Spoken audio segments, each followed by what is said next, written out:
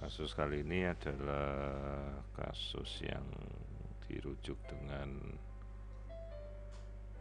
air ketuban yang sedemikian banyak. Jadi istilahnya adalah polyhydramnion. Pemeriksaan sendiri berjalan dengan cukup sulit karena air ketuban sedemikian banyak ini membuat daya tembus dari gelombang suara sulit untuk masuk.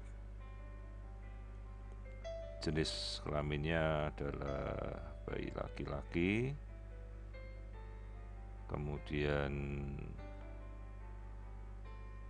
kita melihat air ketuban ini memenuhi seluruh rongga perut dari si ibu. Kita lihat lambungnya terisi, dalam arti bayi bisa menelan seharusnya. Kemudian kita lihat testis normal dan kandung kencing normal. Artinya bayi ini bisa menelan dan bisa berkemih. Dalam arti proses menelan seharusnya normal.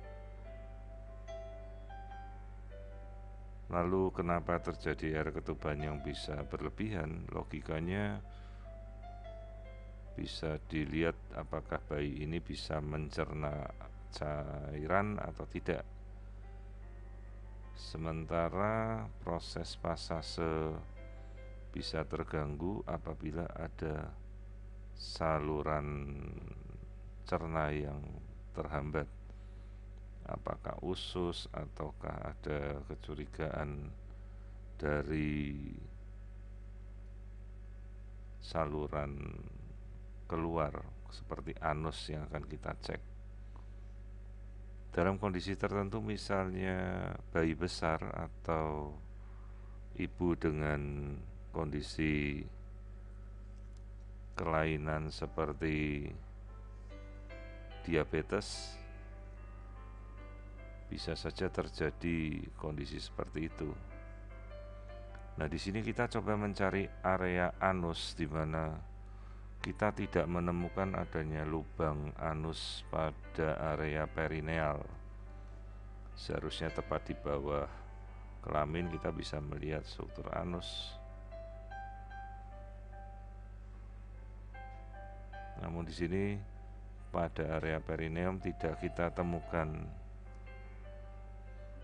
gambaran anal dimple atau struktur anus, sehingga dicurigai bahwa ini mengalami atresia ani atau kondisi di mana si bayi tidak mempunyai lubang dubur. Dalam kondisi seperti itu bisa saja terjadi kasus air ketuban yang berlebih atau polyhydramnion.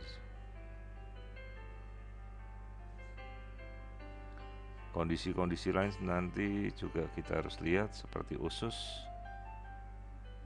karena bisa saja bayi ini kemudian terjadi reflux atau memuntahkan isi cairan yang dia telan kembali keluar. Jadi kita harus melihat apakah air ketubannya keruh atau tidak.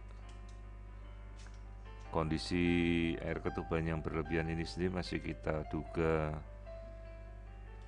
penyebab-penyebab yang lain yang kita belum tahu. Jadi dugaan sementara proses pasase dari saluran cerna yang kemungkinan terhambat seperti atresia ani bisa saja menyebabkan kondisi seperti ini.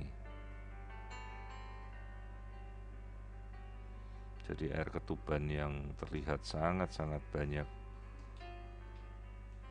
Sementara kita mencoba mengamati kondisi dari wajah, kita tidak menemukan adanya struktur tulang hidung yang jelas.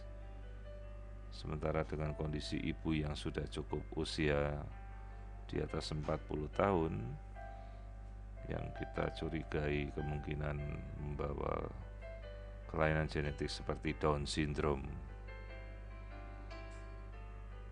Karena itu informed consent telah kita berikan bahwa resiko kemungkinan bayi menghadapi kelainan genetik seperti Down syndrome cukup besar.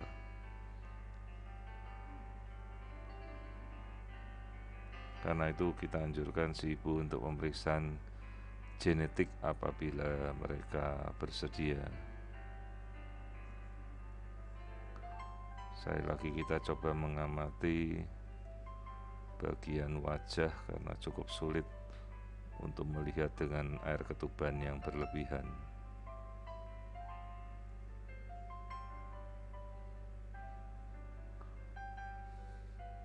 Di sini kita bisa melihat bentuk wajah bayi yang normal, hanya kita tidak bisa melihat terlalu jelas dari tulang hidung si janin yang kemungkinan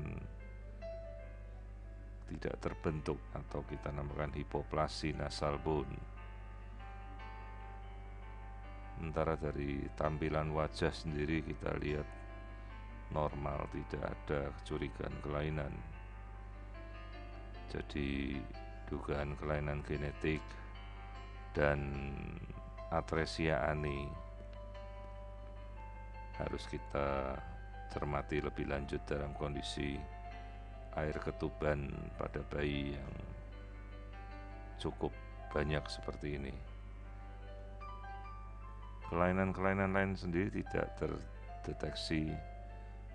Kelainan wajah, kelainan jantung, semuanya terlihat normal.